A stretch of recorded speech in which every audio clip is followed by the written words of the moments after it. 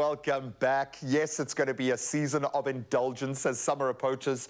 Discover how to savor your favorite foods while keeping digestive discomfort and heartburn at bay. And if you think I'm making light of this, I'm sorry, because I know it can land hard.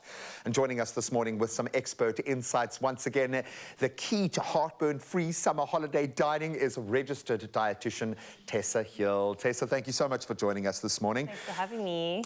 This is a big thing. I would imagine in your world this must be quite frustrating because we know when we're doing wrong in this space. We deal with the repercussions, yet we don't stop because it feels like such an easy choice when we do it. The repercussions not so much.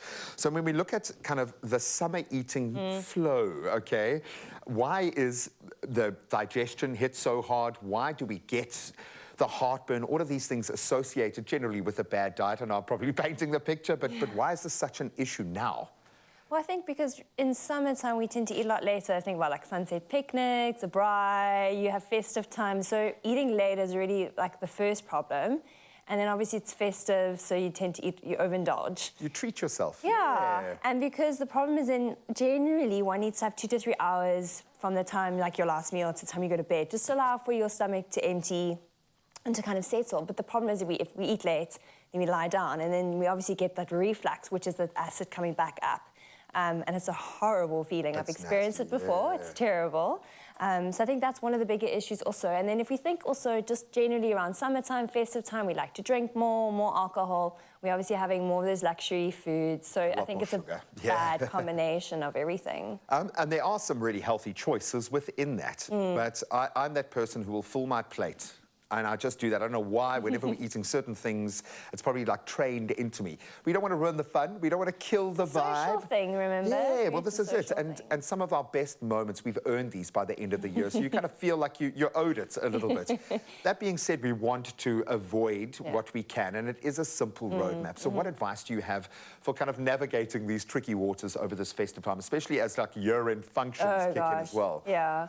So I think like a very firm kind of standard thing is try not to skip meals. Like keep your meals regular, because what happens, so your gut stays consistent, your bowels are kind of regular too. But the big thing is that if you're skipping your breakfast or your lunch because you're saving yourself for that end of year function, you're going to overeat, you're going to overindulge, and again, your stomach can't handle that. So that's where you're going to get all those symptoms again, which is horrible. So try not to skip meals.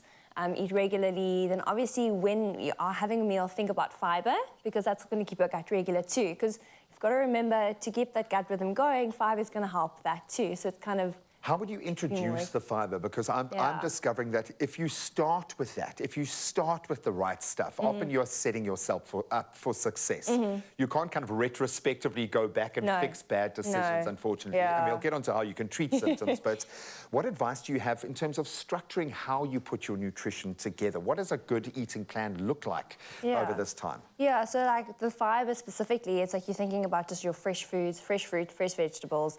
Try and get some whole grains in, you know. We always think that carbs are the devil, but carbs are actually the best source of fiber. So really think about like your whole grains, your high fiber cereals, brown seeded bread. Oat bread. A little bit of beans, some like lentils, legumes in the dish, you know, and then also just, lots of fresh produce. I think that's the best thing that one can do. What you were designed to take in, I get that. What do you need to avoid in terms of foodstuffs? We know overindulging in anything is a danger, but what are those particular foodstuffs that really upset the gut? So I think if you think a little bit around really heavy, fatty foods, very rich foods, because that takes a lot longer for the stomach to digest. And a lot of energy as well to digest. Exactly. So if you find that if you have a really, really heavy meal, it just kind of sits there for a long time because it's that concentration of fat.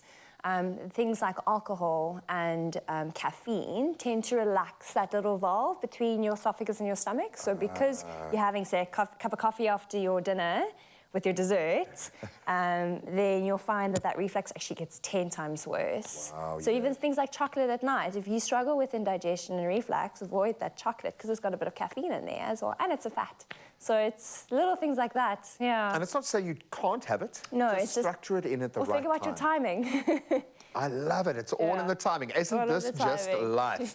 And in terms of the drinks and stuff, because I think that's another area, is it just kind of following the sugar path, or what would you suggest in terms of the liquids that we're taking in? So again, alcohol is a big trigger. Yeah. So I think just be really, really mindful. And obviously the added sugars that come with the alcohol is also something to really, really be mindful about. But the best thing is water, because again, that's going to keep your bowels hydrated. It's going to keep you regular. So I think even during the festive season, try and stick to your water requirements. So a nice little rule, like a thumb, like a rough estimate, is if you think about your weight. Okay. So for every 10 kilograms that you have, you need 1 glass of water to support that. And you can kind of do the math for that. Just draw out a little plan, map it out, okay? And then you can write in the rewards as you go. I absolutely love that. Thank you so much. It's not like you haven't said this about 1,000 times to 1,000 clients over the last 2 months, but thank you for playing this part and this role, certainly in our space.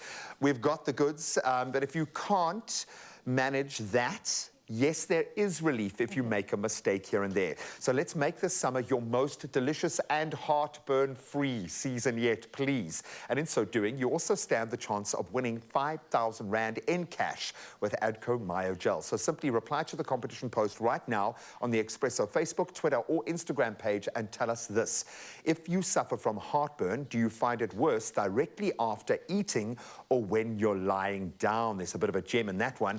Don't forget to hashtag ADCO MAYOGEL in your entry, and that competition closes Monday the 15th of November at midnight. It's a lot of money, so you don't have a huge amount of time, and we're going to get a lot of entries. So jump on it, but you can find all the T's and C's on expressoshow.com.